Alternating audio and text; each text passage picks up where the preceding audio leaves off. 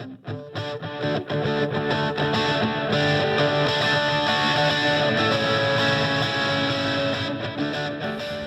morning guys. I'm working on my E34 today, and so it was brought to my attention that some of you guys don't know how to adjust the seats manual in these, especially when these controls go out, which on both my seats, both the motors are not working. So that kind of left me with the problem of how do I adjust my seats.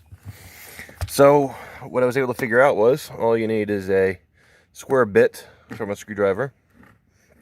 One of these. I don't know exactly what size this is. It wasn't labeled, but around that size, and preferably a ratcheting screwdriver because that'll make it a lot easier. So what you want to do is, you see that motor down there, right? That motor, if you adjust it clockwise, will bring the seat forward, and if you adjust it counterclockwise, will bring it backwards. So you want to insert the screwdriver bit into there and start turning. It's going to take a lot of turns to get it moving,